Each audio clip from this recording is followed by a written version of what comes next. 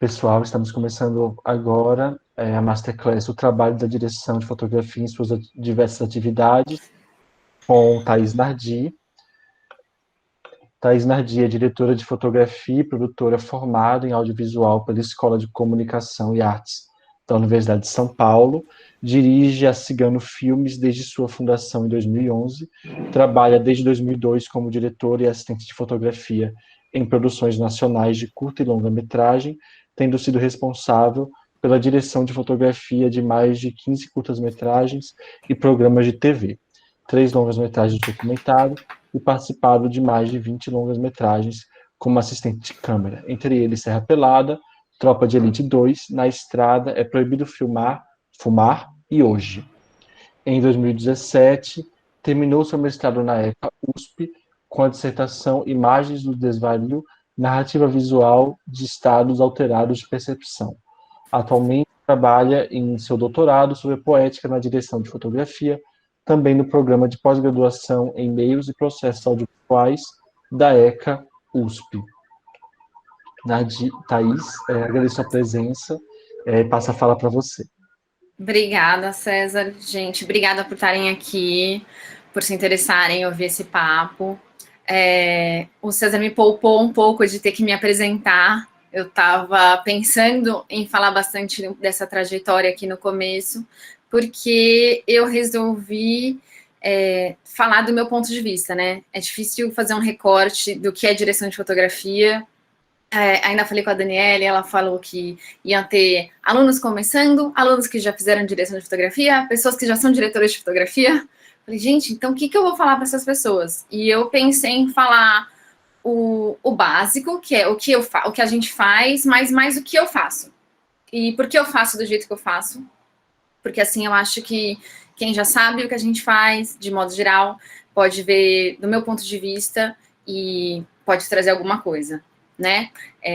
Então, eu queria voltar em duas informações que ele deu, que foi que eu fui assistente de câmera há muito tempo e que hoje em dia eu também sou produtora executiva. Isso faz bastante diferença em como eu encaro o trabalho do diretor de fotografia, né? Eu fui assistente há muito tempo, eu vi muita gente trabalhando e isso me ajudou muito. E também, hoje eu tenho uma visão mais geral dos projetos. Tem projetos que eu nem fotografo, só passo produção. Sempre fico triste que o diretor preferiu que eu só produzisse e não fotografasse também. Mas acontece e são boas oportunidades. Eu falo isso porque eu acho que a gente tem uma ideia quando está se formando que a gente tem que sair diretor de fotografia, né? E eu acho que variar e entender o set, tudo como funciona, é muito legal. Então, de novo, agradeço a Daniele pelo convite e vou mandar brasa aqui na minha apresentação.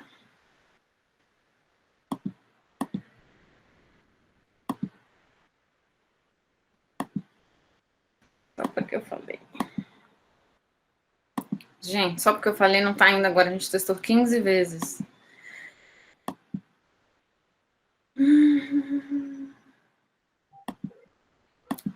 Só um segundo.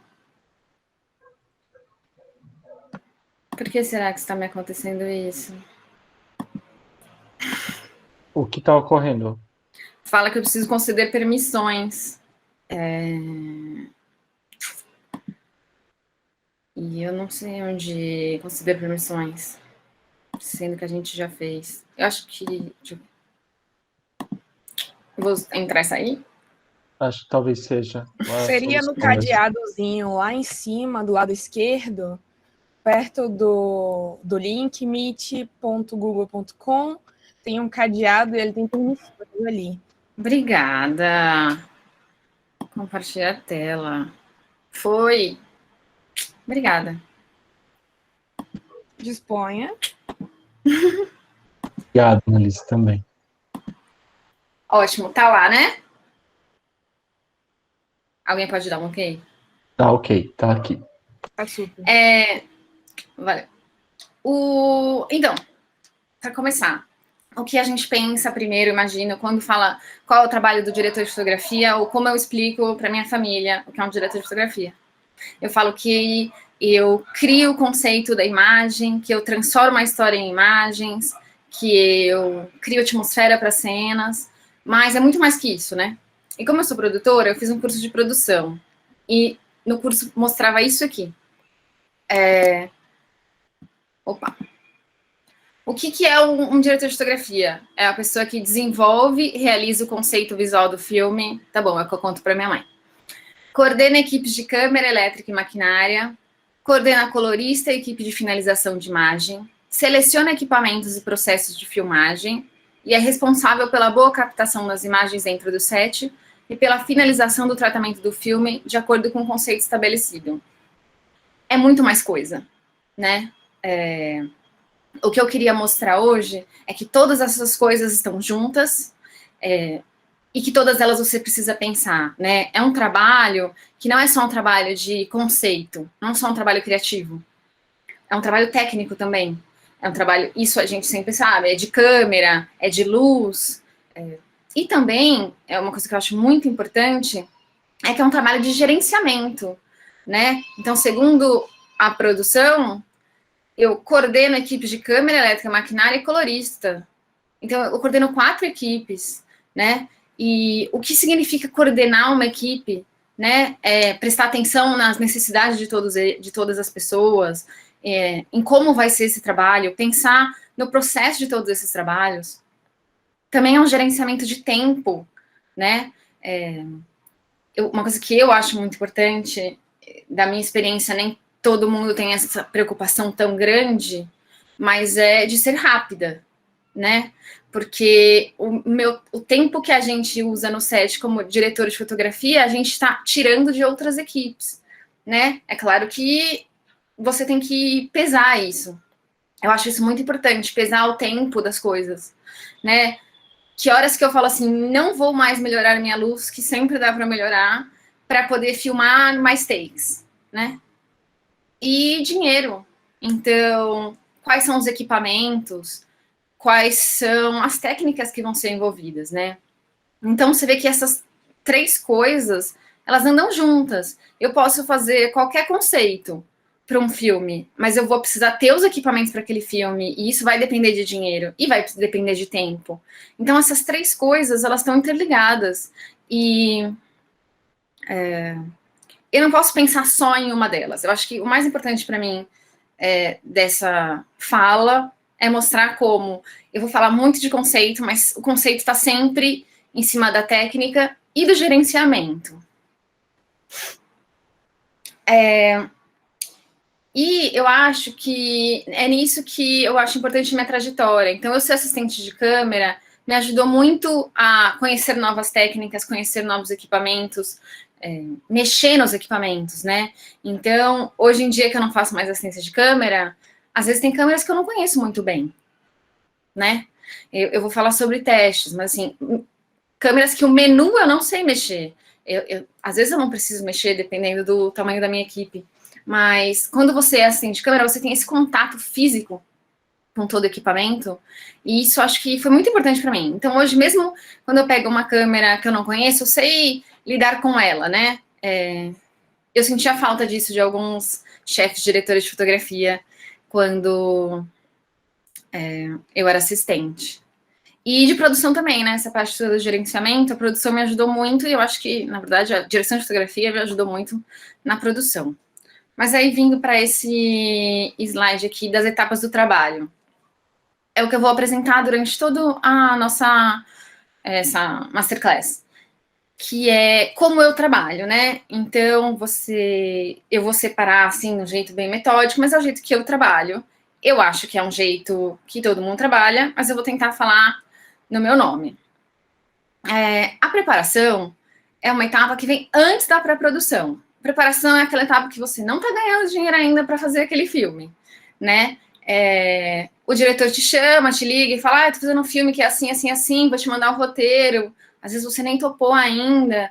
E tem várias conversas e várias reuniões que são feitas antes mesmo de chegar à pré, né? De chegar quase na hora de filmar, chegar naquele momento que a equipe tá lá, que tem assistente de direção, que já tem toda a equipe de produção, enfim, que tá todo mundo já trabalhando mesmo, né?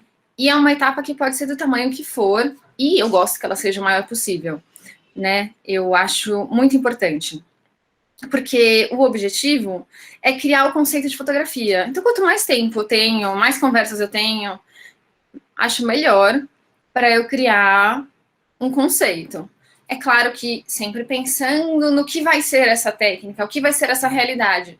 Mas acho que quanto mais tempo, melhor. Eu, por exemplo, agora já estou fazendo preparação de um documentário que eu vou filmar em agosto. Mas de 15 em 15 dias eu tenho reunião com o diretor, a gente conversa, fala de diferenças e tal. Vamos chegar lá. Bom, eu sempre parto da leitura do roteiro. Para mim, tudo está no roteiro. Quando eu falo isso, eu estou falando de ficção, talvez, né? Eu vou tentar sempre falar do documentário também. Então, para mim, leitura do roteiro pode ser uma conversa em muitos detalhes com o diretor de um documentário.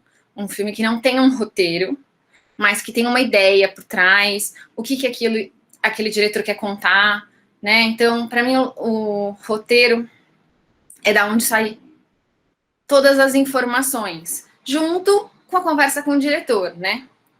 Então, eu trouxe um exemplo aqui de roteiro para mostrar mais ou menos como que a gente pode pensar sobre ele, como eu pensaria sobre ele.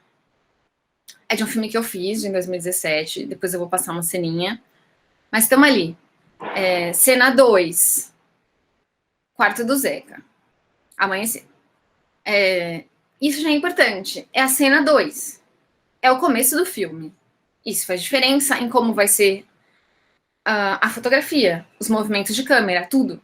Porque eu ainda estou estabelecendo como que vai ser esse filme, né? E eu sei, porque, né? Que essa primeira cena, na verdade, é um prólogo, é meio separado. Essa é a primeira cena que eu vejo o personagem. E isso é uma informação importante. Cena 2. Os olhos de Zeca, iluminados por uma luz clara da manhã, estão abertos. Engraçado. Os olhos de Zeca estão iluminados. Não é Zeca que está iluminado. Isso é importante. Por que o roteirista, que nesse caso é o diretor, escreveu os olhos de Zeca e não Zeca?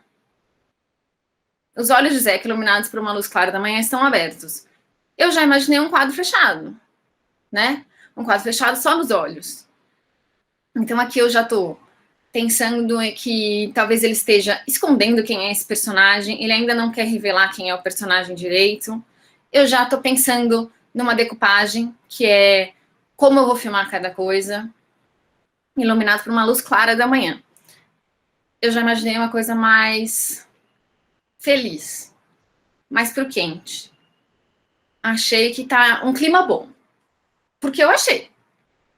Ao escutar o barulho da maçaneta, seguido de uma porta que se abre, os olhos se fecham, fingindo dormir. Não sei agora se essa cena é tão... um clima bom. Os pés de Zeca estão deitados imóveis sobre a cama. De novo, não é o Zeca inteiro que tá aparecendo, é só o pé do Zeca que tá aparecendo. Então ele tá querendo esconder quem é esse Zeca. As mãos da mãe, também não é a mãe inteira, aproximam-se dos pés de Zeca, calçam-lhe as meias e depois os sapatos, que têm enormes cadarços. O nome do filme é Cadarço. Os pés de Zeca continuam imóveis. Acorda para cuspir. Os pés de Zeca, calçados, se mexem, saem da cama e pisam no chão. Eu grifei isso de rosa porque na frase anterior, o menino fecha os olhos quando ouve a maçaneta. Podia ser um filme de suspense. Quem tá entrando na maçaneta é um madrasta, padrasto, mãe ou pai bruto, que vai dar uma bronca nele. Ele tá fingindo que tá dormindo, que ele não quer falar com essa pessoa. Mas aí, quando eu vejo que é a mão da mãe, calça as meias, os sapatos, ela fala com ele meio brincando. Então eu vejo que, na verdade, é uma delicadeza, né? Ele tá fingindo que tá dormindo porque ele quer que a mãe faça essa delicadeza. Então, maravilha, a minha luz clara lá da manhã tá toda leve, linda, tá ótimo. E eu tenho os pés de Zeca de novo e os pés de Zeca que entram com dificuldade numa bermuda.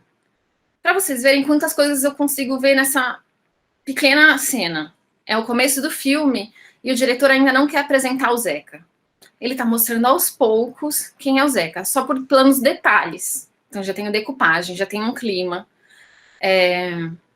Já tenho até movimentos, eu não vou fazer muitos movimentos de câmera se eu estou mostrando só planos detalhes da pessoa, talvez, a não ser que fosse uma coisa mais sensorial, não me parece. Iluminados por uma luz clara da manhã, não é uma cena muito escura, mas também não é uma cena muito clara, tá no amanhecer, e tem um clima de carinho nessa cena. Enfim, tentei fazer esse exercício para mostrar para vocês como essa uma página de roteiro, mesmo sem a conversa com o diretor, vai me dando quase tudo que eu preciso para pensar como é essa cena. E aí, eu vou passar essa cena, né? Por favor. Você passa para mim? Passo sim. Um momento. Eu tenho que parar minha apresentação, né? Sim. Ok.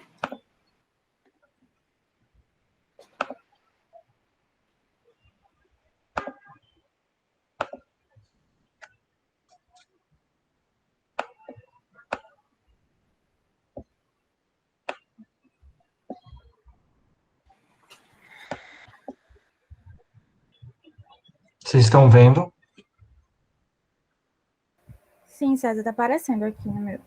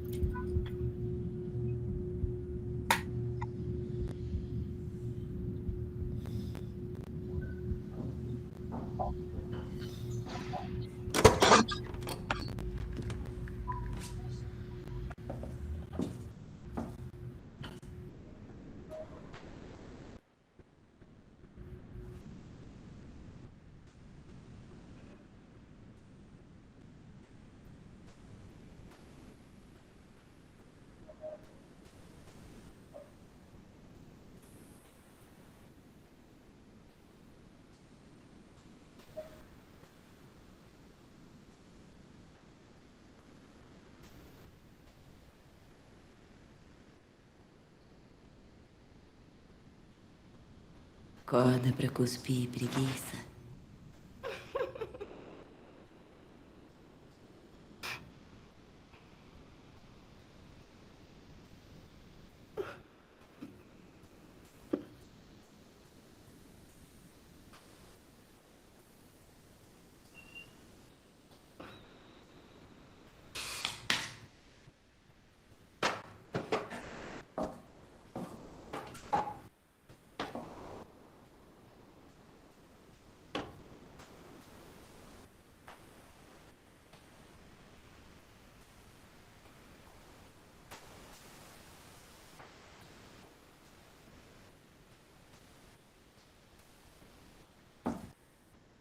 É isso aí.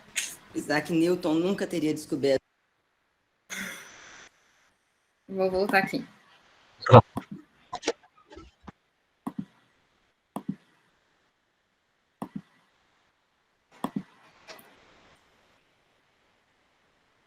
Bom, então, vocês viram. Aí eu falei que o diretor não queria mostrar esse menino e que começava no plano dos olhos. Thaís, não tá Oi. aparecendo. Tá aparecendo essa Não? apresentação. Não. Desculpe. Quer tentar apresentar pela tela inteira? Eu tô vendo aqui só agora que teve algumas pessoas estavam dizendo que não tava mudando a página, eu acho. Eita, vou apresentar a tela inteira, então. Uhum. Tela inteira. Estão vendo? Sim. Sim. Vou deixar até um pouquinho aqui, então, já que as pessoas não estavam vendo. A gente começou, então... A cena começava nos olhos de Zeca, iluminados por uma luz. Mas no filme, eu não comecei só com os olhos de Zeca. E eu sei que aqui foi uma sugestão minha, né? Que é isso, a parceria do diretor com o diretor de fotografia é tal que, às vezes, a gente que sugeriu um plano, teoricamente é o diretor que faz a decupagem, ou seja, a lista dos planos, mas eu sei que eu sugeri essa cena. E eu consegui convencer o diretor que tudo bem, porque eu não acho que isso revela o menino. Revela um pouco o tamanho, a idade, mas não mostra quem ele é, porque eu não vejo o rosto dele. Inclusive, minha ideia é que esse plano fosse mais escuro e eu não visse mesmo o rosto dele. Mas isso não aconteceu. Depois eu explico com mais detalhes por quê, mas é porque hoje a gente filma os filmes. Eu filmo com o máximo de informação possível, ou seja, eu filmei a cena bem exposta, não escura, não subexposta.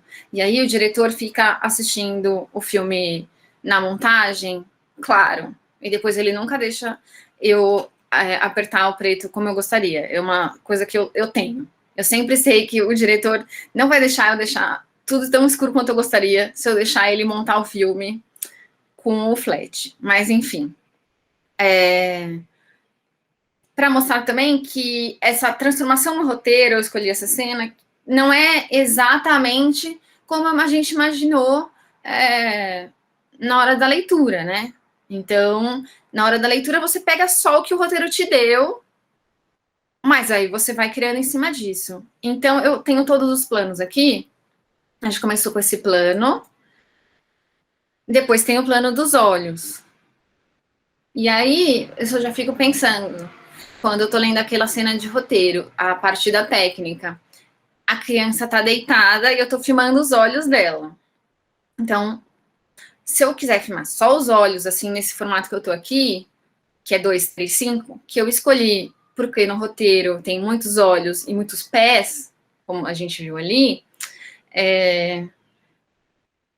eu vou ter que deitar a câmera, né? Vou ter que colocar a câmera totalmente assim. Eu preciso de um equipamento para fazer isso, né? Eu não pego o meu tripé e faço assim, ele não chega aí.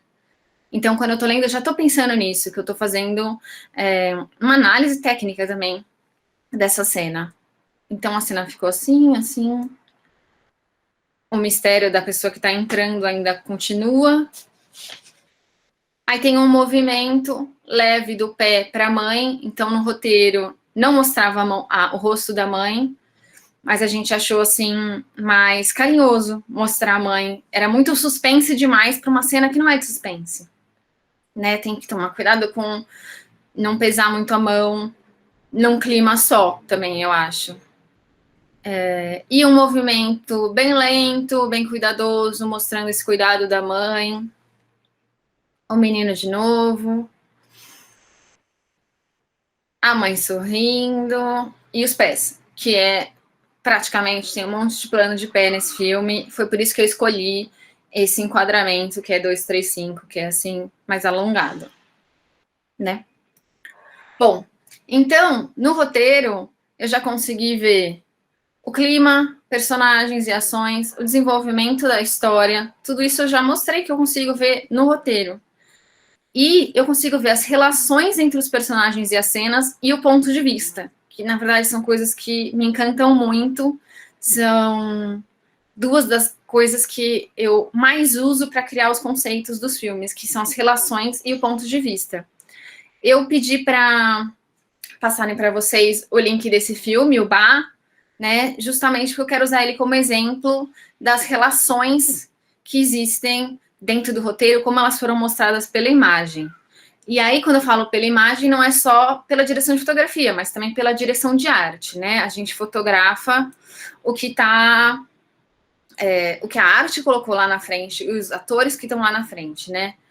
Então, a parceria com a direção de arte, direção e direção de fotografia é muito importante. É o tripé da imagem, né, no filme. E aqui eu coloquei quais são as relações que eu vejo na narrativa do Bar e que a gente usou em reunião. Então, aqui já é uma parte de reunião. Eu li o roteiro, eu vi várias coisas, mas eu também sentei com o diretor de arte, e a gente criou essas relações. Então, quais são elas? O antigo e o novo, pensando que tem o velho e o jovem, que está aqui também do lado, mas que também tem como as coisas eram e como as coisas são agora, né? Como era o quintal do menino e como é o quintal agora. Como era o quarto do menino e como que é o quarto agora. Uma questão do Oriente e o Ocidente, sendo que a Ba é uma senhora japonesa, a família é descendente de japoneses, mas eles não têm costumes que lembram essa raiz japonesa, diferente da Ba, que cozinha com hashi, enfim, tinha vários elementos dela ligados ao Oriente. E uma questão de orgânico versus urbano. Então, como a Ba transforma a casa num ambiente com mais coisas orgânicas. Então, ela traz as plantas, né? E como eu vou mostrar isso no filme? Por que é importante essas relações? Porque eu acho que elas ajudam a contar a história sem ser pela ação, né? Então, vou mostrar aqui. Vai.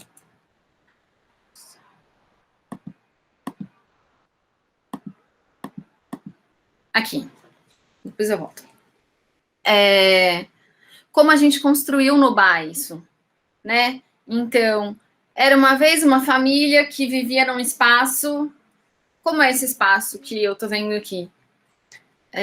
Eu vou mostrar mais alguns e aí eu volto para vocês verem que o espaço é assim. Qual que é a ideia aqui?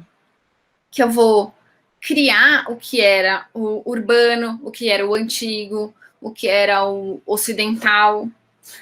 E depois que a Ba chegar, eu vou mudar isso. Então, na verdade, eu vou trabalhar com uma relação de contraste e afinidade entre as imagens. Então, aqui é como era antes. É uma família que vivia num espaço cheio de linhas, né? Então, eu tenho aqui linha, linha, linha, linha, o reenquadramento das portas.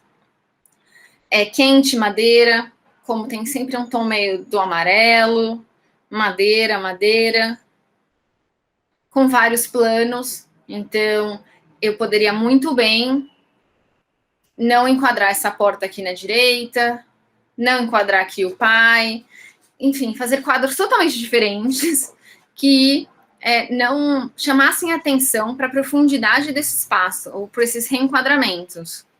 Mas a ideia é criar todos os planos sejam assim para, aqui de novo, quintal, né? Linhas, eu podia não enquadrar aqui a porta, tem uma linha bem forte aqui do muro.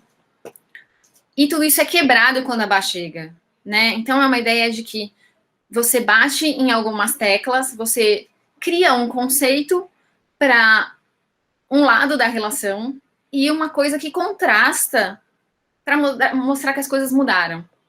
Isso é praticamente o jeito que eu penso como fazer a direção de fotografia.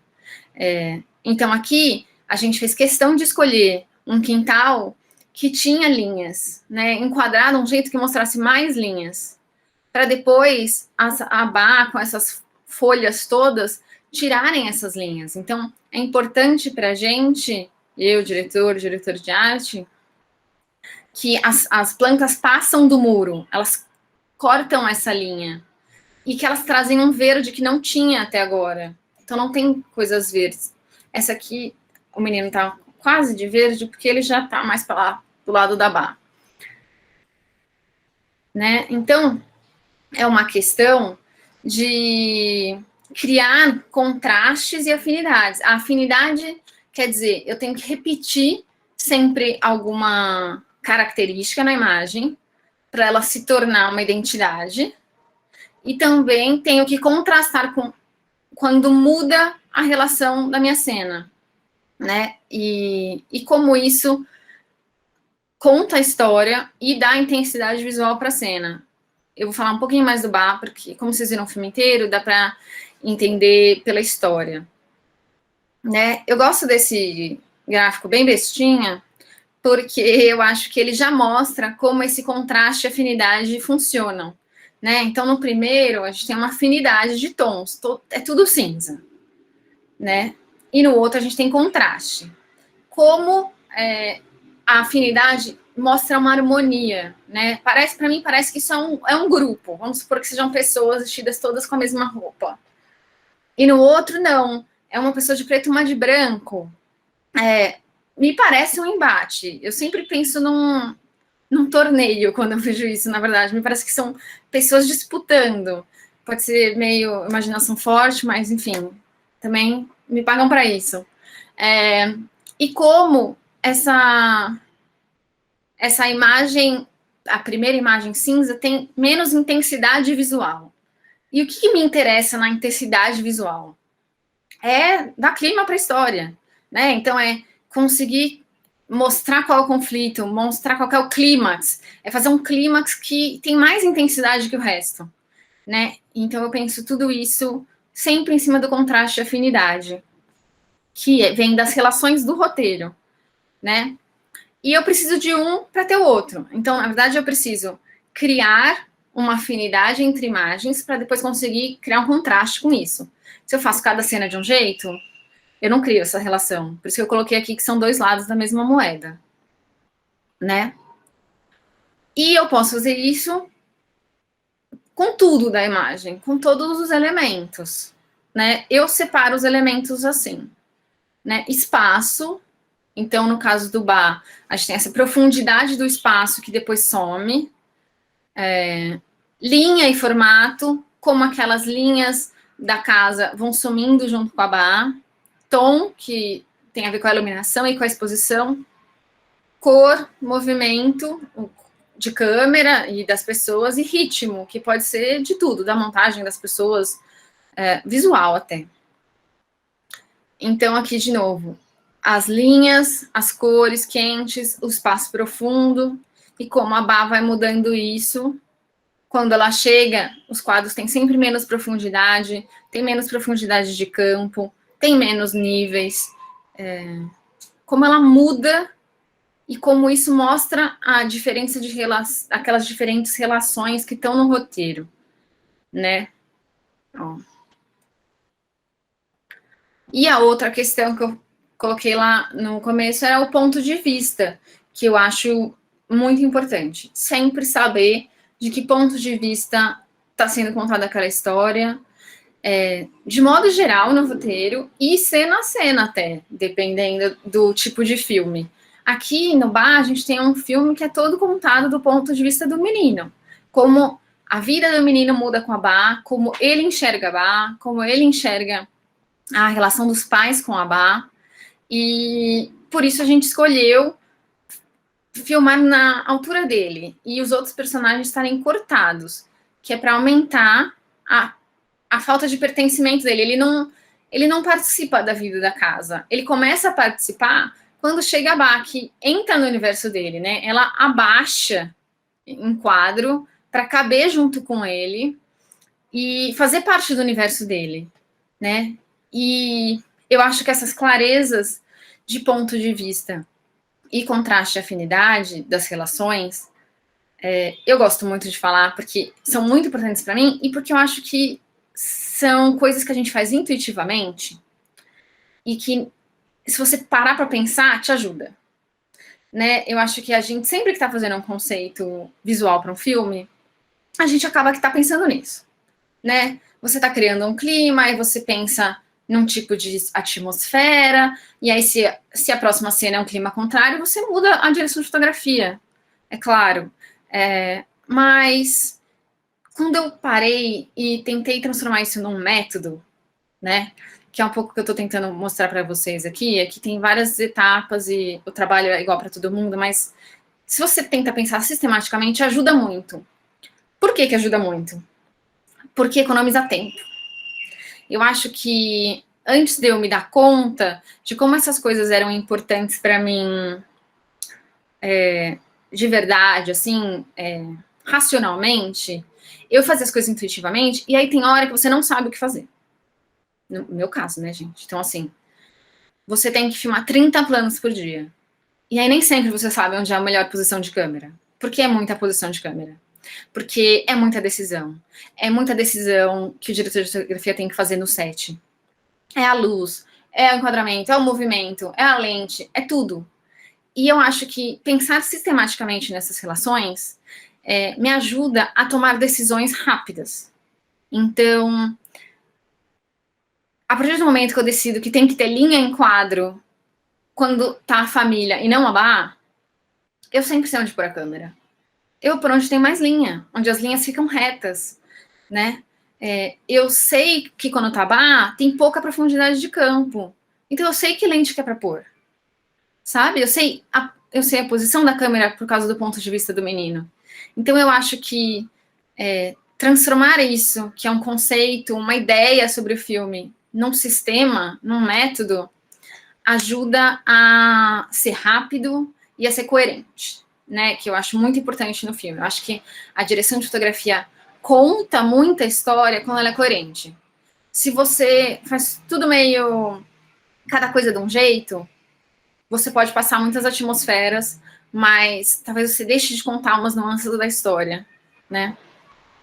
E, além disso, eu acho que tudo isso pode ser encaixado dentro de um gráfico assim, que também é meio careta, bem careta, que é o gráfico da intensidade da história em relação à história, ao tempo da história, que esse aqui é de um livro que chama Narrativa Visual, que é muito legal, do Bruce Bloch, que ele defende justamente que você trabalha com os elementos visuais, e aí ele está falando de modo geral, pode ser para o diretor de arte, para quem for, como você usa isso para aumentar a intensidade da sua história. E eu achei isso uma mega sacada. Então aqui ele tem a exposição, o conflito, o clímax e a resolução. Então a intensidade da história vai crescendo até o clímax, e depois ela diminui a intensidade, porque tudo se resolveu. É um gráfico careta, é um esquema, né, de um filme clássico. Seu filme não precisa ser assim, mas eu acho que me ajuda, mesmo se eu não fizer isso, que foi o que eu fiz no Bá, que é tentar entender cena a cena qual era a intensidade dessa cena. Se você pensar na construção do filme, desenvolvimento, aquela cena do cadarço era a cena 2, não é para ser a cena mais intensa do filme. A cena mais intensa do filme é quando tem conflito, é quando tem clímax, né? Então, como que eu mudo a imagem para ajudar a criar esse clímax, né? Não são só os atores que carregam o clímax, não é só o movimento de câmera que carrega o clímax, tudo pode carregar, a cor, tudo. Esse gráfico eu fiz para o Bá, cena a cena, vocês estão vendo aí, vocês veem que não é exatamente aquilo. Eu depois discuti com o diretor, que eu achei muito legal, eu nunca tinha feito, o Bá foi o primeiro filme que eu fiz, e eu achei muito legal para conversar com o diretor sobre o que você quer com essa cena. Essa cena é muito emocionante ou essa cena só está mostrando alguma coisa? Está contando uma parte da história, mas não é essencial para o conflito, né? E como eu mostrei isso depois, no Bá, depois vocês revejam. Como no Bá, todas as linhas são retas, os movimentos de câmera são poucos e muito lentos, e como de repente no clímax, que é a hora que ele fica muito bravo, muito chateado com a Bá, ele vai lá e quebra o vaso, as linhas estão na diagonal, isso movimento é um movimento rápido, com a câmera na mão, que nunca tinha aparecido no filme. Então, como ter a clareza do conceito visual, para mim, me ajudou a criar a diferença que precisa para o clímax. Aí eu quero só voltar um pouquinho para dizer que isso fica parecendo meio careta, muito esquemático, mas não é, eu prometo. Eu fico sempre lembrando de um exemplo que é bem esquisito, meu exemplo, mas que é World War Z. Sabe o filme de zumbi? É bizarro esse filme, eu não gosto. Mas eu não consegui parar de assistir. Por quê? A primeira cena, cena 1, tem luz que pisca, luz vermelha, luz verde, luz azul, câmera na mão, movimento rápido, câmera na diagonal, correria, confusão. Assim, tinha tanta coisa. A cena era tão intensa visualmente que eu falei, caramba, o que esse homem vai fazer no clímax? Porque como é que você começa um filme assim? Como é que você vai mudar alguma coisa no clímax para o clímax ser tenso, intenso? E aí, no clímax do filme, a câmera é toda parada, o cenário é todo branco, é tudo claro, é muito engraçado. E eu gosto desse exemplo porque é isso. Eu não estou falando que essa intensidade tem que vir com a intensidade das cores, com nada disso. É só um jeito de ajudar a pensar, a construir esse conceito todo de foto. Mas vou dar uma andada para a gente, né? Temos tempo. Bom, fora a leitura do roteiro e a conversa com o diretor, eu fiquei aqui pensando que tem muitas outras coisas que aparecem nessa preparação. E outra delas é a pesquisa, né? Que eu posso pesquisar na internet. Nossa, peraí, deixa eu ver. Vamos ver fotos de senhorinhas japonesas para me inspirar. Ou todas essas outras coisas. Então, minha bagagem pessoal. Quando eu leio um roteiro, eu lembro de coisas que eu vi, que eu vivi. Eu observo, então, depois que eu leio uma cena de um roteiro que tem quintal a cada meia página, eu só fico pensando em quintal, tudo que eu vejo é quintal. Peraí, não, esse quintal tem umas linhas legais, não, esse quintal é assim, esse quintal é assado. A experiência de projetos anteriores e técnicas anteriores, que é aí que eu falo que a assistência de câmera me ajudou muito. Então, o que eu vivi como diretora de fotografia é metade, ou até menos, do que eu vivi como assistente de câmera, porque, no geral, a gente, como chefe de equipe, a gente trabalha em menos projetos que os assistentes, porque o assistente pode acabar um filme hoje e começar uma amanhã. Você não, você está aqui nessa longa preparação, depois você tem a pós, e enquanto isso, seu assistente já foi lá e já fez mais 2 filmes. Então, a época que eu fiz assistência de câmera foi muito importante para eu conhecer muitos tipos de cena, muitos tipos de filme, muitas técnicas diferentes, de iluminação, de câmera, de tudo, de pensamento mesmo.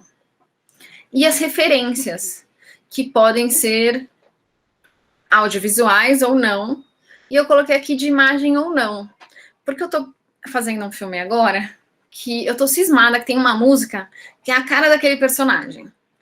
E eu fiquei muito empolgada quando eu descobri essa música. Porque, para mim, aquela música mostra como são os movimentos de câmera do filme.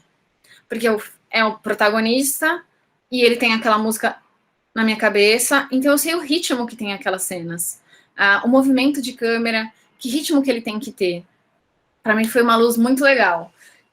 Não é o meu de praxe, mas eu estou muito animada com essas referências não visuais.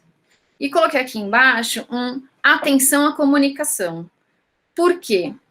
Quando a gente está falando dessa pesquisa, mesmo que seja uma referência visual, as pessoas não estão vendo o mesmo que a gente está vendo. Para mim, eu já tive várias experiências que mostram como grande parte do trabalho da direção de fotografia está naquele gerenciamento, que está naquele saber falar com as pessoas. O diretor nem sempre está vendo a mesma coisa que você, mesmo se você esfregar uma imagem na cara dele. Então, eu estou querendo mostrar aqui algumas referências e vou chegar num exemplo mais prático. Esse aqui são as referências do Sem Asas, que é uma das últimas coisas que eu fiz. Essas são as referências que a diretora trouxe. Essas são as referências que eu trouxe de tom de pele. Vejam aqui que é um tom de pele quente, né? E esse é o filme, né? Eu vejo aqui meu tom de pele quente que eu mostrei aqui no Corra. No sol. E aqui no Faz do Fim do Filme tem uma parte mais pro fria, tom de pele frio, porque é isso, é um desenvolvimento das cenas, né? Então no começo tá mais quente, depois fica mais pro frio. E as asas, pra vocês verem que essa imagem do menino com asas não tem absolutamente nada a ver com isso. Visualmente, né? Mas essas referências me mostram um pouco, ou é um jeito da diretora me contar o que ela está pensando de clima, como ela está vendo essa juventude negra, né? Essa infância, né? Então, como a gente tem referências que são de um tipo mais sentimento filosófico. E uma coisa mais prática, que o filme não tem nada a ver com Corra. É só, olha, a tom de pele dele eu gosto. Vamos fazer.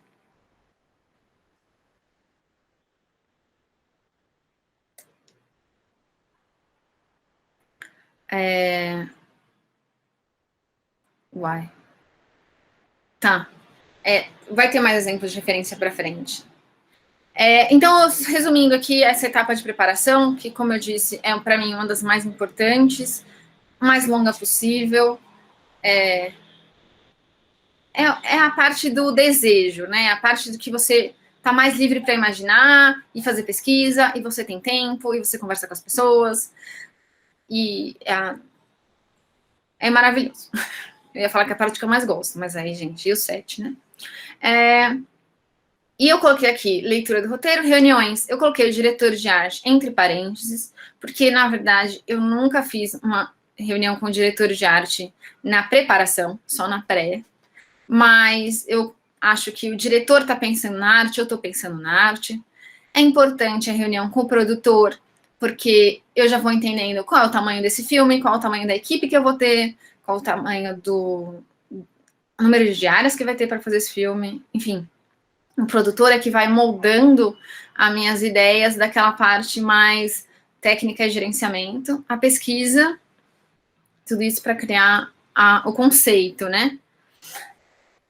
Depois disso, a gente tem a etapa de pré. Aí sim, a gente está quase lá, a gente já vai filmar mesmo, as pessoas estão contratadas, os seus cachês fechados, e eu já sei o tamanho da minha equipe, eu já sei quem é a minha equipe,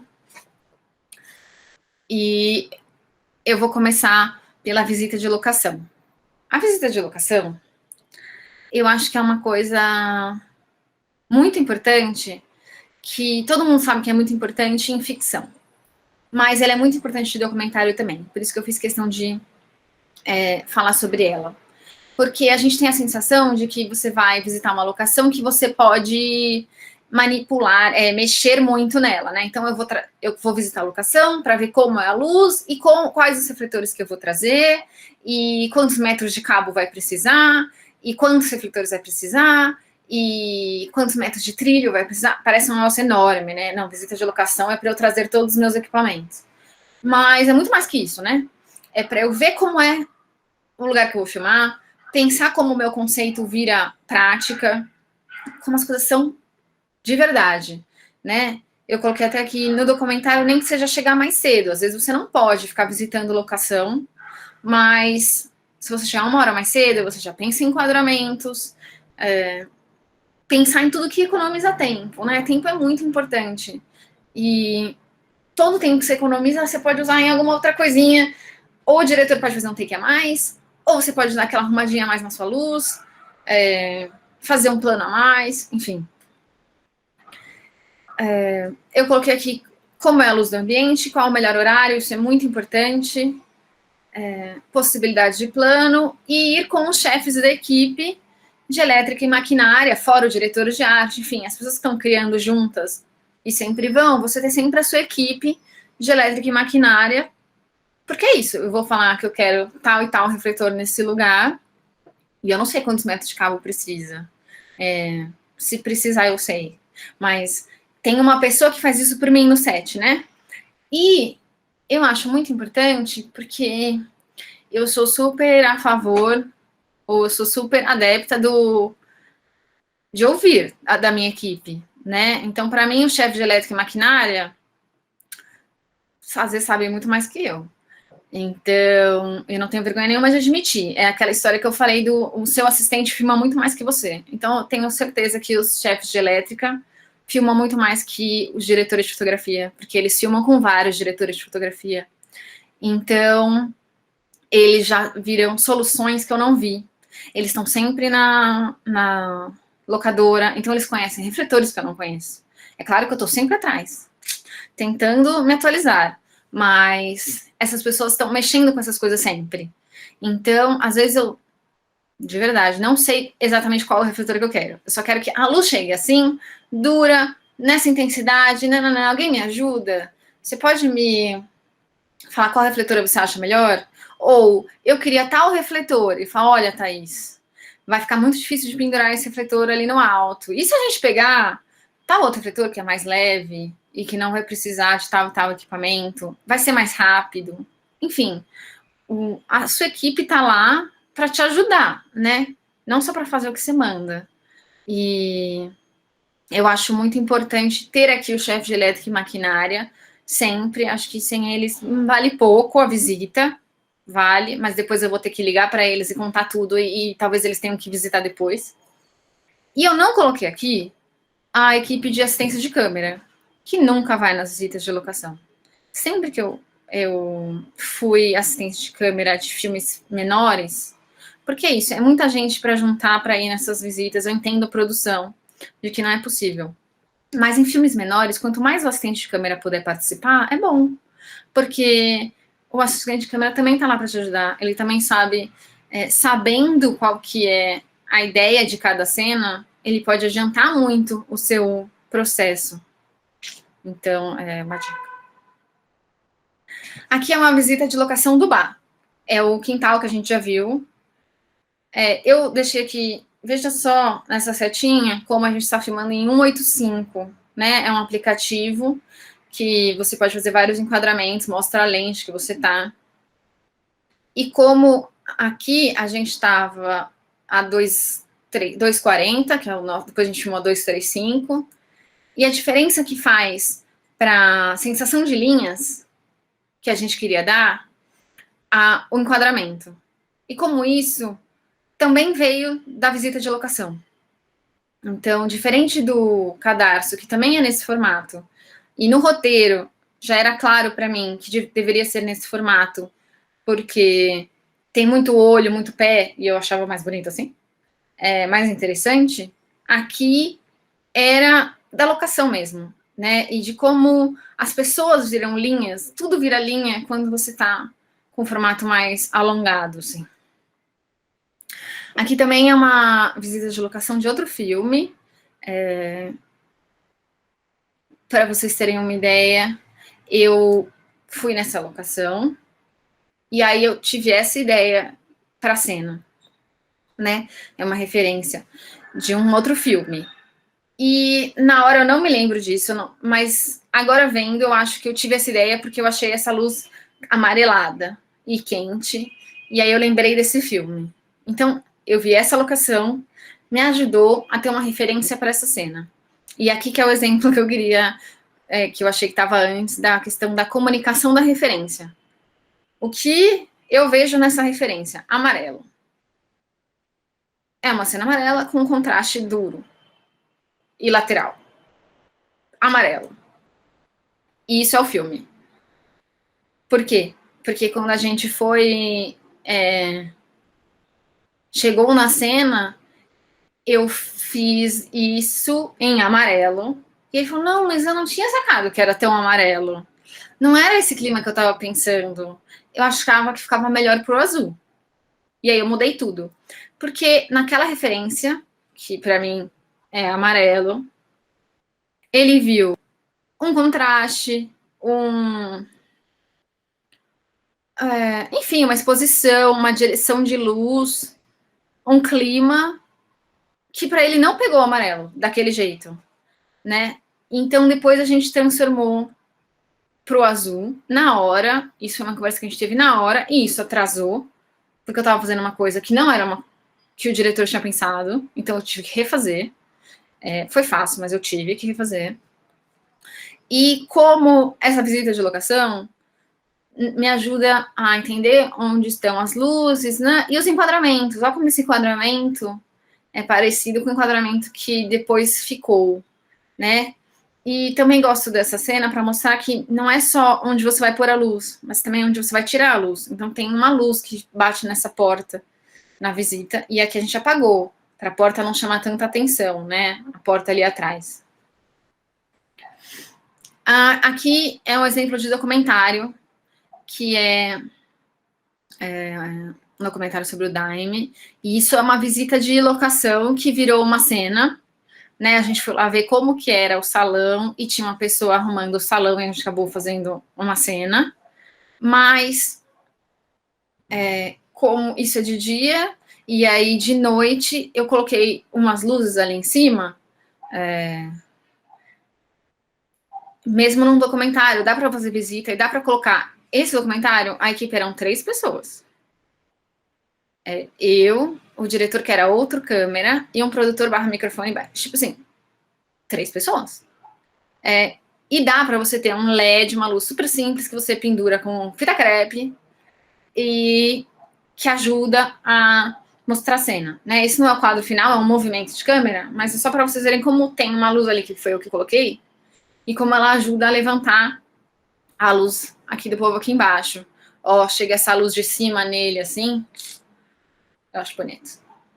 Aqui também é uma luz, esse contra aqui, lateral, também é uma luz que eu coloquei na visita de locação, né? É uma lâmpada. Então, você vê como é simples, você, mesmo no documentário, a visita mudar o tanto que você consegue da sua imagem. E aqui, eu coloquei assim, são várias entrevistas, essas entrevistas são inclusive em estados diferentes, e como a gente pensa no contraste e afinidade, ajuda a escolher onde pôr a câmera, a como mostrar as coisas. Então, você vê que é sempre um fundo verde no fim, atrás, pouca profundidade, aqui no outro tá um pouco mais, mas, enfim. A tentativa de pouca profundidade, e como isso dá uma cara para o filme. Você vê essas 4 imagens, você sabe que são do mesmo filme. Isso é importante, né? Então, esse conceito visual de afinidade e contraste também está no documentário. Não é só quando você pode manipular tudo. Sempre que você está pensando em imagem, dá para pensar nessa afinidade que alguns diriam que chama identidade do filme, né? Então tá, tô continuando a pré-produção. Fiz visita de locação, fazer reuniões com a equipe, com o diretor de arte, com certeza, com outras equipes e com a minha equipe de fotografia. Eu sempre faço reunião com os chefes de elétrica, maquinária e os assistentes de câmera. Então, eu sempre sento e falo para o assistente de câmera: olha só, o filme vai ser assim, eu pensei em ter pouca profundidade de campo, no fundo ser sempre verde, em a cena tal, eu vou deixar mais pro tom quente, aí vai passando o filme, vai ficando um tom mais frio. Por quê que eu falo isso? O assistente de câmera, ele consegue fazer o trabalho dele sem saber isso. É o mais comum. Você chega no filme, você recebe o roteiro, você lê se você quiser, e você vai filmando, o seu trabalho é técnico, e você faz o que o diretor de fotografia mandou. Mas eu acho que, de novo, todo mundo pensando junto ajuda, né? Todo mundo trabalhando para o mesmo filme ajuda. O diretor de fotografia tem muita coisa para fazer, né? Então, a maioria das vezes a gente está operando câmera. Então, você está operando câmera, fazendo a luz, conversando com o diretor, pensando na próxima cena, pensando no tempo, pensando não sei o que. Todo mundo que puder te ajudar é bom. E aí eu coloquei decupagem, porque tem reunião de equipe que a gente faz decupagem, ou seja, a lista de como vão ser os planos, e tem filme que não se faz, né? Depois disso tem a reunião de análise técnica, que é o momento de se levantar, junto com o assistente de direção e com os outros chefes, o que precisa para cada cena. E eu adoro essa reunião. É uma reunião demorada, meio burocrata, mas eu gosto muito. Por quê? Porque todo mundo vai lá e fala assim: para essa cena, eu preciso do figurino tal, eu preciso de uma mesa, eu preciso disso, o som fala que precisa de tal coisa. E apesar dela ser demorada, é uma cena que você consegue, é uma reunião que você consegue entender como as outras pessoas estão pensando, sem ser de modo geral. Porque se fez reunião com todo mundo, você sabe de modo geral qual é o conceito visual de todo mundo, o conceito de tudo. Mas aqui não, aqui você sabe, não, essa pessoa vai precisar de tal coisa, então eu tô ligada no que ela tá fazendo, né? E as pessoas sabem o que você vai precisar, que é importante também. Uma coisa que eu acho importante dessa questão do gerenciamento do trabalho do diretor de fotografia é você saber que nem todo mundo é obrigado a saber o que você está fazendo e entender a importância do que você está fazendo, e você tem que explicar. E eu não tô falando isso se colocar num lugar superior e explicar. Você tem que explicar o que está fazendo. A pessoa não sabe por que nem todo mundo precisa saber que você colocar uma lente mais tele, o foco vai ser mais difícil, precisa de mais tempo para marcar. A pessoa deveria saber, mas se ela não sabe, você fala, olha, o assistente vai precisar de mais tempo para marcar esse foco. Ou, esse movimento de câmera é muito complicado, vou precisar de mais ensaio. E esse já é o momento de ir trazendo isso, sabe? Então, acho muito legal. E dessa análise técnica sai o plano de filmagem, que é a ordem das cenas, né? Como vai ser filmado em cada dia, quem faz é o assistente de direção. Mas ele sempre conta com a ajuda do diretor de fotografia para fazer esse plano, né? Eu trouxe aqui um plano, porque é um plano que totalmente foi a direção de fotografia que fez, que enfim, ajudou. Mas você vê que no dia 1 tem a cena 6 no começo e a cena 6, parte 2 no final. Então, primeiro, quer dizer que a cena 6 é externa, quintal. Eu tenho que filmar ela com a luz da manhã, porque eu fui fazer visita de locação.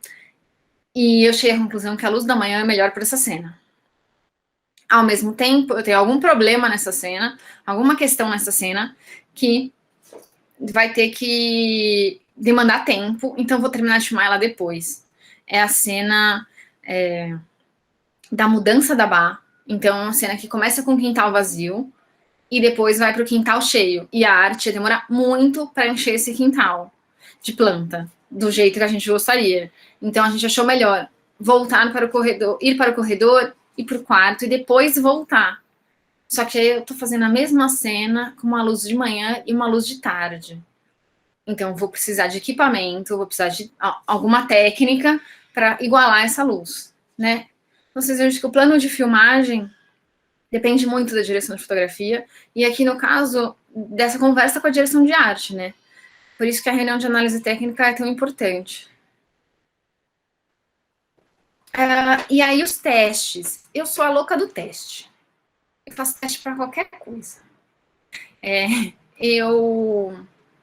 O meu marido fala que... Eu sempre falo que é a primeira vez que eu tô fazendo alguma coisa. Eu acho que é a beleza do cinema, de ser diretora de fotografia. Eu falo assim, ai, gente, preciso fazer um teste, porque é a primeira vez que eu vou filmar com essa câmera, com esse diretor, nessa locação, com esse ator. Para mim, sempre tem essa primeira vez. Porque eu já filmei com aquela câmera muitas vezes, mas eu nunca filmei noturna com esse ator. Eu nunca fiz esse movimento de câmera com essa câmera na noturna. Eu sempre acho que tem uma coisa para testar. E porque eu gosto tanto de teste, eu acho que me dá confiança, para começar. Ganha tempo no set, então, quando eu chego, eu sei exatamente o que eu estou fazendo. Eu não vou precisar... Não, peraí, vou fazer um slow. Será que é melhor eu pôr a 90 quadros por segundo ou 120 quadros por segundo? Eu já sei, que eu testei. Você tem a chance de mudar de ideia. Então é isso, você fala assim, já sei, essa cena é incrível, eu vou filmar em slow, porque vai dar um clima maravilhoso.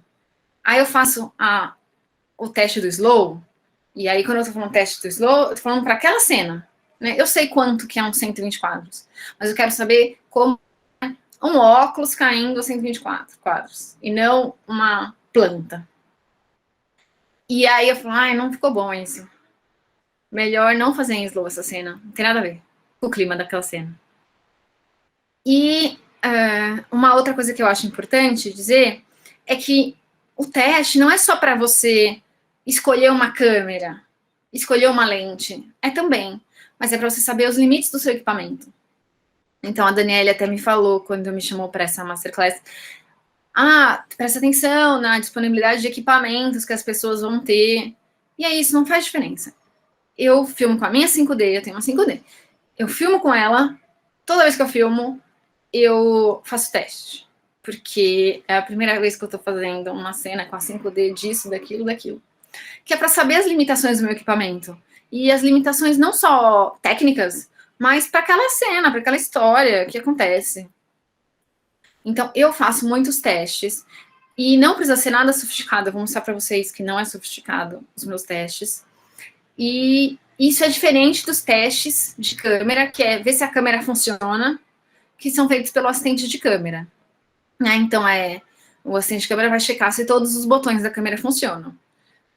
Já fiz muitos na vida. Mas não é isso que eu tô falando dos testes. Tem também na pré, mas os testes que eu faço são mais para, sei lá, entrar no filme, sabe? Eu acho que teste realmente é uma chance de você começar a mergulhar no filme um pouco antes, né? Você pode chamar a equipe, enfim, vou mostrar uns testes aqui para vocês. Esse é um teste que não é sofisticado, mas eu diria que é do tipo mais sofisticado para mim, porque essa é a Marcela, é minha assistente de câmera. Eu estou testando câmeras diferentes, com lentes diferentes. Então, aqui no primeiro, eu estou com uma F55 com lentes cookie, chique. Aqui eu estou com uma F55 com Compact Prime. E aqui eu estou com uma Scarlett com Compact Prime. E esses testes são do bar. Então, você vê que eu tenho aqui o meu teste técnico, eu estou com a minha assistente de câmera, eu estou com minhas cartelas de cores e tudo mais, mas eu sei que nesse filme tem muita planta. Então, tá com umas plantas aqui, para eu ver como é que a câmera vê a planta. Eu acho que é um pouco isso que eu falo dos testes. Né? Um teste só de chart, para mim, diz metade. Eu gosto de ver as coisas. Então, aqui você vê que eu fiz testes num momento privilegiado que eu podia escolher entre câmeras e equipamentos. E no fim, nesse filme, eu filmei com a F55 com as Compact Primes, que são lentes bem mais baratas que as Cookie. Porque eu fiz vários testes e eu achei que para esse filme, para as minhas linhas, meus tons quentes e meu verde, eu preferia essas lentes com essa textura. Só para vocês verem também que o teste não é só para mostrar que um equipamento é melhor. Às vezes o equipamento é melhor, de modo geral, mas ele não é melhor para o seu filme. Então, se você vai lá e pega... Se eu fosse lá e pegasse a Scarlett, nesse caso, a Scarlett com as cookies, ia ser mais caro para o filme, né? Porque a 55 ninguém estava usando nessa época, eles estavam fazendo mais barato. E não ia ser melhor para mim, apesar de ser mais caro, equipamento mais chique, né? Aqui é um teste que foi muito importante para isso. A cookie, vejam se vocês conseguem ver aí, a porta, as linhas da porta estão meio tortas, né? E na Compact Prime tá menos torta. E como eu tinha filme com muitas linhas, eu preferi pegar essa lente que é mais barata, mas que para mim era melhor que o meu filme, né?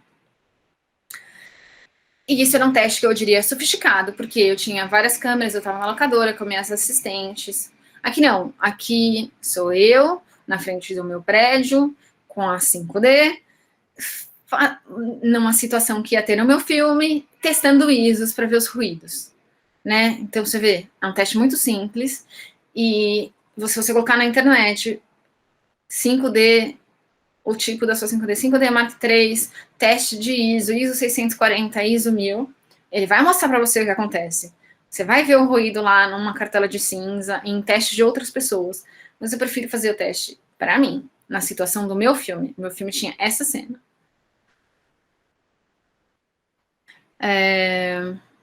Aqui é um outro teste que eu fiz na minha casa. Você vê aí o cobertor e a cartela de cinza e o chat de cores. E eu tava querendo mostrar pro diretor de arte como ficavam as cores com a luz que eu imaginei. Então, assim, é só uma mudança de temperatura de cor. E a ideia era mostrar o teste para a arte conseguir sacar para onde ia, né? Um outro jeito de usar o teste, não é só para você, é para usar de referência, é isso, a questão da comunicação. E esse é o filme, as cenas, né? Então, essa aqui seria, de cima seria a primeira temperatura de cor, a cartela, o vermelhão, e aqui tudo com esse azul que tá aqui, né? Aí outro teste, se vê a sofisticação dos meus testes. Saí na minha casa, no chão, ó, dá até para ver a ponta na cadeira ali. E eu ia fazer umas entrevistas, e eu estava cismada que ia ser muito sem graça as entrevistas, então vou só colocar umas luzinhas Atrás é o baile de formatura, então tem a ver com baile. Aí eu vou colocar umas luzinhas de Natal atrás. E o teste é para mostrar para o diretor: olha, o que você acha? Será que fica bacana? Então, assim, não é sofisticado, eu fiz sozinha, no chão. E no fim ficou, sabe? E combina com a blusa de bolinha da menina. Eu adoro. E aí aqui também tem um videozinho que eu queria mostrar para vocês. Eu vou sair aqui da minha apresentação. Ok.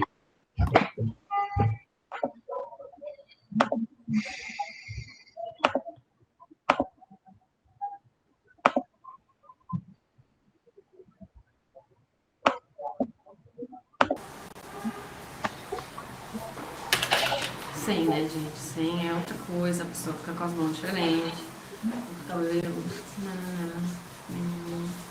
né? Você vê, sofisticadíssimo esse teste. Acho que não deu para vocês verem de verdade. Para mim, ficou travando, então... eu não sei se vocês viram o movimento, é um teste de shutter, né? Então, é para ver como o movimento das mãos com o shutter fora do padrão fica diferente. Era uma ideia para uma cena. Tá sem sua apresentação, Thaís. De novo. Vou voltar aqui de novo no meu cadeado aqui. Que minha amiga já me explicou. Eu pus tela inteira essa vez. Não. Foi agora a tela inteira? É porque ficou aparecendo aquele seu ícone só.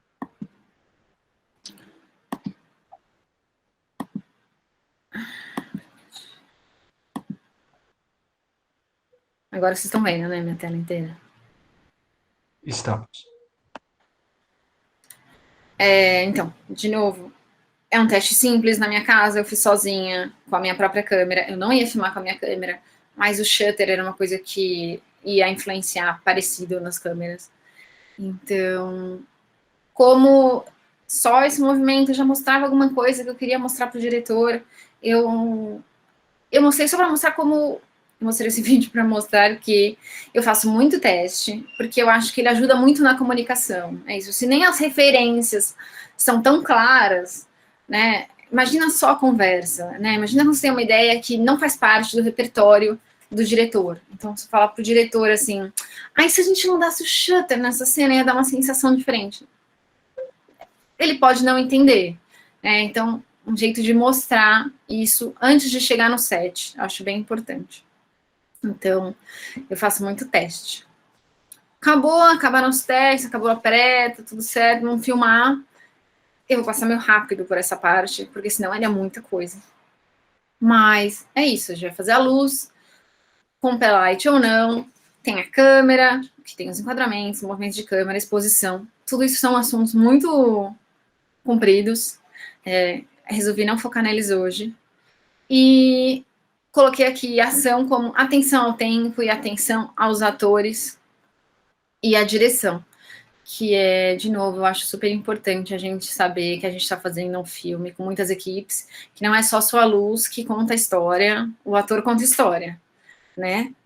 A direção de arte conta história, o som conta história, então, que eu sempre dá tempo para essas pessoas trabalharem, né?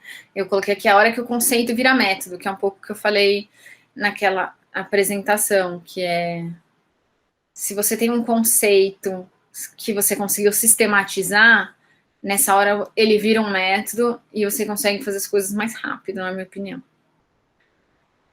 Aqui é um exemplo de luz.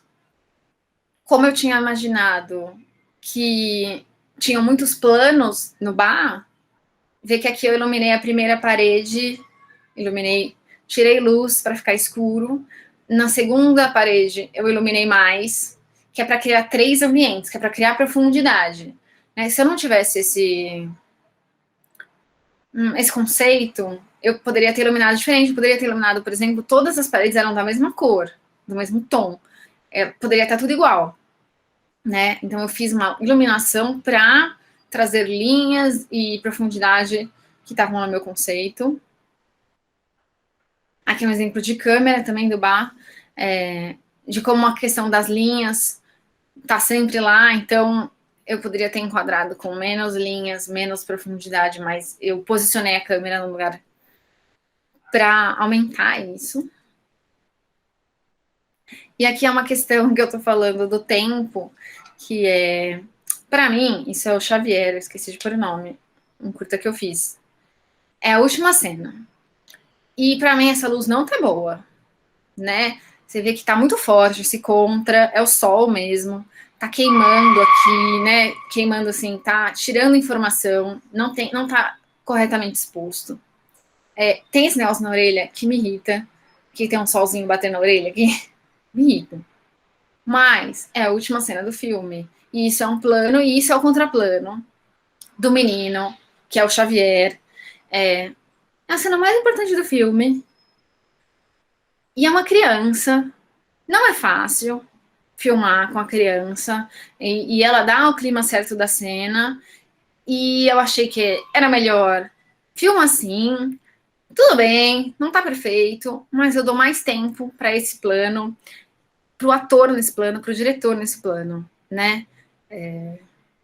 Enfim, eu me lembro claramente do meu chefe de elétrica falando, Thaís, dá pra gente fazer isso rapidinho, vai ser rapidinho. Eu falo, não, segura aí segura aí. A gente não tem esse tempo. E eu acho isso muito importante, né? Importante eu dar o tempo e super importante o meu chefe de elétrica estar preocupado que minha luz podia melhorar e sugerir, fazer correndo para dar certo. E aqui a gente falei do set rapidão, né? Que é para conseguir acabar. Tem a pós-produção também, que também faz parte do nosso trabalho. Eu acho que a etapa de pós-produção tem uma questão difícil que é, dependendo do projeto, a maioria dos projetos pequenos, a gente não ganha ou mal ganha para fazer, tá errado, né?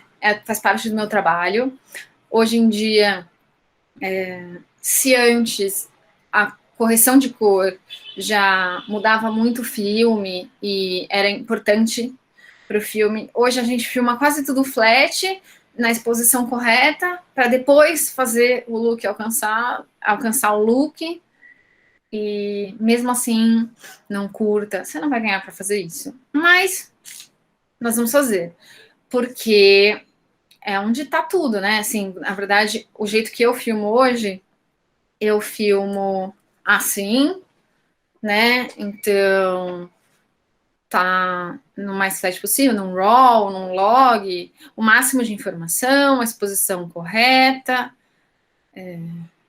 para depois chegar no look. É claro que essa luz está lá, a luz que está aqui é azulada, a luz está no lugar certo, enfim, tá tudo lá, mas isso não é imediato, não é de imediato. A pessoa não aperta o botão e chega nesse lugar, né? E a pessoa, no caso, o colorista, eu até coloquei aqui, colorista, supervisor de efeitos e coordenador de pós-produção. Porque quando a gente pensa nisso, a gente pensa num colorista, ou você vai lá no seu programa e faz. Tudo bem, acontece. Mas, lembrando sempre da questão do gerenciamento, isso também é sua equipe, né? Colorista, supervisor de efeito e coordenador de pós-produção, não é sua equipe, mas você tem que conversar muito com ele, assim. Eu acho que hoje eu sinto muito a necessidade de conhecer todas essas pessoas antes do filme. É isso, eu sou a louca do teste. Então, o meu teste não está completo só na filmagem, né? Eu preciso corrigir a cor para ver se ficou legal. Se eu tenho algum efeito, eu preciso entender como esse efeito vai ser feito. E lembrando que efeito não é uma coisa assim também do outro mundo, né? Não tô falando que vai ter, sei lá, um lobisomem na minha cena. Pequenos efeitos, né? Vou mostrar um exemplo.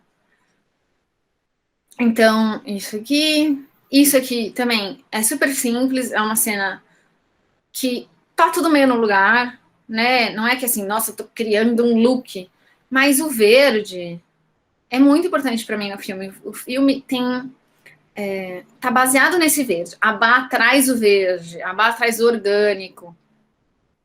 Todas as cenas dela no quintal tem esse mesmo verde, né? Então vai mudando a a luz do dia, vai mudando como as cores aparecem. E aqui, como na correção de cor, a gente consegue igualar esses verdes e aí criar uma afinidade entre esse quintal, essas cenas. E aqui o efeito, que eu estava falando que efeito não é nada do outro mundo, né? Então aqui é o que a gente chama de invasão verde, é aquela história que eu mostrei lá da cena 6, que a gente filmou à tarde, a gente filmou a cena toda de manhã, a gente filmou à tarde. Se vocês olharem assim, fora de quadro, em cima, tem uma coisa de metal aqui, que é um butterfly, bem grandão, né? Que é para tapar a luz, para dar uma igualada na luz, para a luz ficar parecida com a luz da manhã. E depois, na correção de cor, também mudando a temperatura de cor um pouco, para igualar com o resto da cena. E como esse efeito é simples assim, você pega um lado, pega essas plantas, passa para o outro lado, e virou isso, né? Então, como a pós-produção fez essa cena, né? Junto com a gente, né? Você vê que gastou metade das plantas. Agora que você vê que é um efeito, você sabe que tem ali uma linha que não tem plantas. Mas o verde, como tudo ficou lá por causa dessa conversa com a pós. E aqui eu quis fazer um exemplo de documentário para mostrar que é isso, grading não é só importante na ficção, a gente quando fala muito da ficção, porque você tem mais controle, então fica parecendo que dá para trabalhar mais, mas como no documentário também dá, que é aquele mesmo filme do Daime, e aqui no plano de cima é o começo é o começo da cena, e aos poucos a gente vai entrando na miração, né, do Daime, né? Então a cena vai ficando com outro tipo de montagem, a cena vai ficando diferente, como se a gente estivesse entrando dentro dessas pessoas e sentindo mais o que elas estão sentindo quando tomam o Daime. E como a luz muda, olha só, os brancos, né? É a mesma cena na mesma hora, né? E na filmagem, né? E como isso no filme vai mudando. Aqui tem o plano mais fechado, né? Como os brancos estouram, e tudo bem perder um pouco de detalhe, porque está a favor do conceito, né? E como a gente faz isso na pós, mesmo num documentário, você pode criar na pós. E é isso. Resumidamente, o que eu tentei falar aqui, já estou quase no meu horário, é que eu acho que o tripé aqui para você ser um diretor de fotografia, se não bom, mais legal, uma pessoa mais legal de trabalhar, mais atenciosa, você ter o olhar, que eu acho que é uma coisa que as pessoas sempre falam assim, o diretor de fotografia, ele tem um talento, ele tem um olhar diferenciado. Eu ficava louca com isso. Eu falava, caraca, será que eu tenho esse olhar diferenciado? Né? Você sai assim da faculdade e fala assim, tá, agora eu tenho um olhar. Não sei se eu tenho um olhar.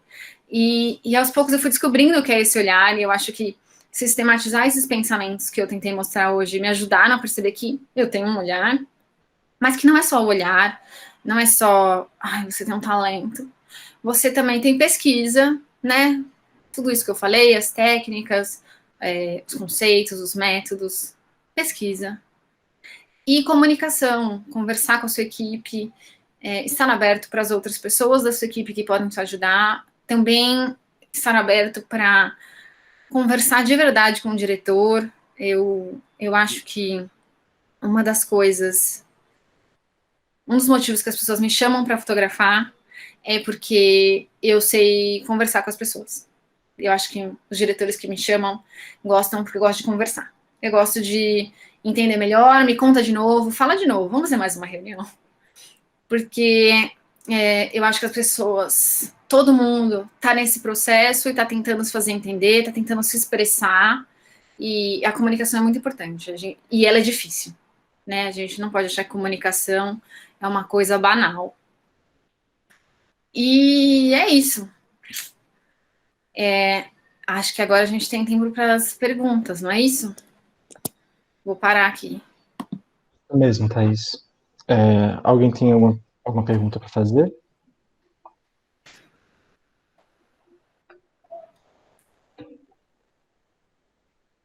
Podem levantar. Ah, Annalisa, vi que você levantou a mão. Pode perguntar, Annalisa. Não é nenhuma pergunta, é porque eu me senti muito. Deixa eu ligar a câmera aqui também para aparecer, né? Não ser mal educada. Obrigada. Eu me senti muito representada nessa dos testes, porque eu sou uma pessoa muito louca. Eu me considero meio doida, mas agora eu me sinto completamente representada. Desculpa se eu tô te chamando de louca. É porque Não, do tudo nada, acorda de manhã, tá batendo uma luz na minha janela e eu penso, nossa, queria criar uma densidade. Vou pegar a máquina de fumaça e ligar aqui para ficar observando que quando a dissipagem passar, qual é o ponto mais denso da fumaça que eu consigo, de que ponto de dissipação da fumaça fica melhor a densidade da luz. E aí todo mundo fica, velho, por que você fica em casa fazendo esse tipo de coisa? E agora eu me senti extremamente representada, obrigada. De nada.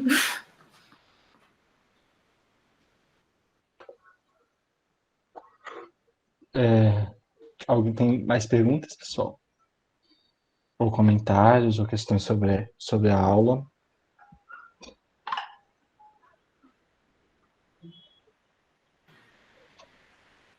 Não?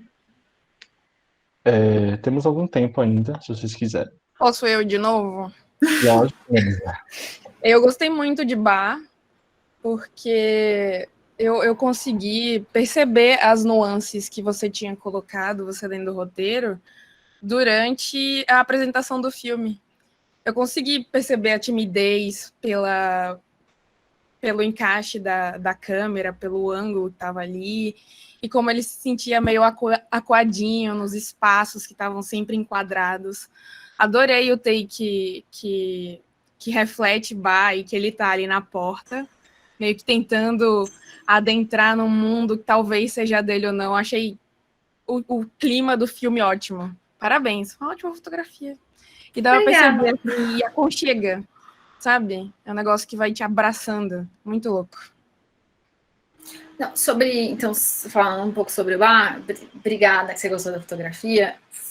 Eu ganhei um prêmio de fotografia com esse filme e eu nunca ganho prêmios. Não é que eu sou a rainha dos prêmios. Eu já fiz muitos filmes e eu ganhei 2 prêmios em festivais de curta. E eu acho que isso é... E mesmo assim as pessoas me chamam para fotografar. É isso que eu estava tentando dizer no final, né? Você não precisa ser um diretor de fotografia premiado que fez os maiores sucessos. As pessoas precisam ver o filme e achar que é uma boa direção de fotografia, ou precisam te conhecer e falar assim, essa menina sabe conversar comigo, ela vai ser uma boa parceira. E eu acho que eu ando bem nesse caminho, assim. Eu me sinto ótima só de você achar que a direção de fotografia é boa. Rael tem uma pergunta. Oi, na verdade não é nenhuma pergunta muito assim, é mais um comentário que eu achei muito boa a forma como foi exposto assim, o conteúdo e a forma de metodologia que você tem para essa questão da fotografia. Realmente, assim, eu estou no primeiro período agora, tem alguns colegas também do primeiro período, e para gente que não pegou ainda a questão da direção de da fotografia, assim, especificamente, foi muito bom assim, entender essa função, especialmente de ler o roteiro, de conhecer o roteiro, de discutir com o pessoal, para poder chegar no objetivo final, assim, né? E eu achei muito engraçado isso aí que a Anelisa ficou falando agora sobre a forma de você ficar experimentando o tempo inteiro. Eu nunca tinha pensado que talvez fosse ser necessário, não necessário, mas assim, útil ficar experimentando tanto individualmente mesmo, assim, em relação à fotografia. É basicamente isso que eu tenho para falar. 2 coisas, então. Uma, eu não fiquei falando muito sobre isso, porque eu quis dar um panorama geral, né? Mas a observação é muito importante, né? Às vezes você não precisa nem fazer um teste, só precisa olhar. Hoje mesmo, eu tava vendo, eu tenho um bebezinho. o bebezinho dormindo com o marido, uma luzinha vindo atrás, e eu ficava assim, gente, precisava fotografar isso, porque essa luz é a luz mais linda que eu já vi. É claro que tem um bebezinho no quadro, ajuda, mas como o tempo todo você pode fazer isso, né? Você pode fazer assim, isso aqui é bonito. Então, você vai num bar, quando você lê uma cena de bar, você pensa num bar. Que bar é esse? Que luz é essa? Dá para você fazer esse exercício de um jeito mais metódico, sabe? E não assim, eu curto aquele bar. E a luz é em cima do balcão, ou a luz é em cima da mesa, ou não tem luz? Então, eu acho que sempre dá para você ir trabalhando, né? E é gostoso, não é chato. É divertido ficar fazendo isso. E outra coisa que eu queria colocar é que eu acho que quando eu fiz, obrigada por... Que bom que você gostou do jeito que eu falei, porque eu acho que eu tendo a falar de um jeito muito metódico, que fica parecendo pouco criativo. Mas é que eu acho que justamente quando eu estava na faculdade, me ensinavam que não tem regras. O cinema não tem regras. Você pode fazer o que você quiser. Sim, você pode fazer o que você quiser. Mas se você tem uma técnica, se você tem um método, é mais fácil de você fazer o que você quer. Porque se você sabe o que você quer, você sabe como faz, você faz. E você faz mais rápido. E é importante ser rápido. A gente vai fazer um curta-metragem, tem 3 dias. Então não é só assim, você faz o que você quiser. Tem que caber naquele lugar, naquele tempo, com aquele equipamento, né? Então eu tenho a sensação que eu terminei de falar assim, caramba, a pessoa é sistemática, né? Mas é que eu acho que é uma reação ao que eu aprendi na faculdade, que é, não tem regras, o diretor, você pode fazer tudo o que você quiser, né? Alguém mais? Tem coisa no chat. Tem uma pergunta aqui no chat. Tem uma pergunta no chat? Não Posso responder? pode. Lucia perguntou. Deixa eu colocar em voz alta, porque quando as pessoas forem ver depois também. O que te fez perceber que queria seguir o caminho da direção de fotografia? Olha, eu entrei na faculdade querendo ser diretora de fotografia, porque eu li um livro antes de entrar, quando eu estava decidindo o que eu queria fazer, que falava que imagem é luz, que sem a luz não tem imagem, não tem nada. E aí era filosoficamente muito maravilhoso, né? É tipo, nossa, você está mexendo com o cerne, o essencial do que é o cinema. É incrível. E quando eu cheguei na faculdade, eu percebi o quanto a prática era legal. Eu acho isso que é importante, por isso que eu tentei sistematizar. Porque não é só assim, nossa, luz, câmera e ação, luz é um negócio mágico. Gente, é mágico, mas é um refletor, né? E eu acho que eu gosto dessa parte. Eu gosto de pesquisa, é isso, eu sou a maníaca do teste, eu sou a maníaca da pesquisa. Então eu gosto de... É o refletor que faz isso. E você afasta o refletor, você diminui pela metade a luz. Essa conta toda eu gosto, entendeu? E então acho que, na verdade, quando eu percebi a parte prática, eu fiquei mais animada. E por isso que eu falo tanto dela.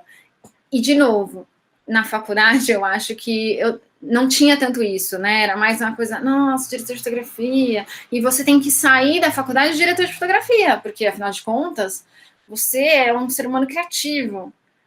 Não, calma, você pode ser assistente de câmera e ser feliz. Eu era muito feliz assistente de câmera. Era ótimo. E eu aprendi muito, eu vi muita coisa que eu não teria visto nos curtas-metragens que eu fiz, entendeu?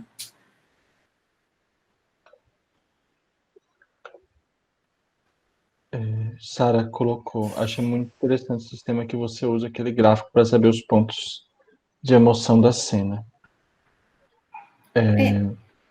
Pode falar, Thais. Eu já tinha visto isso quando eu estava entrando na graduação. Eu tinha a semana do audiovisual e eu tinha visto isso de um preparador de elenco, né? O preparador de elenco pegava o roteiro e fazia um gráfico, e eu nunca tinha sacado que eu poderia fazer isso até ler esse livro super legal, Narrativa Visual, do Bruce Bloch,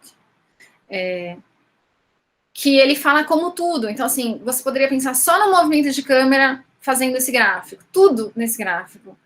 E eu acho que é isso, ajuda você naquelas horas que você não está sendo genial. Você não é genial o tempo todo. Não dá para ser... Tem gente que pode ser. Eu não sou genial. 30 planos por dia, ou mais. Entendeu?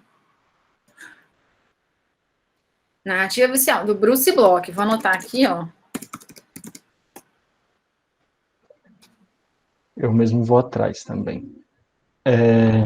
Annelise, eu acho que tinha algum comentário que ela queria fazer de novo. Eu tô só assistente de chat aqui, gente, tá tudo ok, mas sou metódica também. Eu me vi em Thaís. Thaís é tipo a minha nova fada da direção de fotografia. Ela é metódica, ela fica testando coisa em casa, e isso sou eu. E alguém falou que tem na biblioteca o livro, hein? Ótimo, na biblioteca da UFS. Foi a própria que falou. Alguém mais? Quais outros livros você poderia nos indicar? Verônica perguntou. Olha, eu acho difícil indicar livro. Eu tô mais num pique, e agora eu tô fazendo doutorado, né? Então eu tô num pique livros sobre fotografia, essa parte mais filosófica mesmo. Porque eu acho os livros de cinematografia, livros de técnica, desatualizados e chatos. Aí os caras passam regra mesmo, sabe? Então, assim, eu tô tentando mostrar um método. O cara não, ele tá passando uma regra. Você usa a tele para fazer tal coisa. Você usa o refletor para fazer tal coisa. Então, eu tô mais no críticas e análise e tal. Falando isso, eu faço parte de um grupo de pesquisa Cinematografia, Expressão e Pensamento. E a gente está agora preparando o lançamento de um segundo livro de artigos de todos os pesquisadores que fazem parte do grupo. Então, é toda uma galera professora e pesquisadora fazendo análise de filmes, falando sobre fotografia, no meu caso, sobre método. O primeiro livro tem um artigo meu que é meio um resumo da minha dissertação. Então, eu acho que é mais legal, porque é uma galera que está pensando a fotografia de um jeito mais criativo. E essa parte técnica mesmo, eu acho que tem que ir lá e meter a mão e fazer teste, porque os livros são muito caretas, racistas e machistas.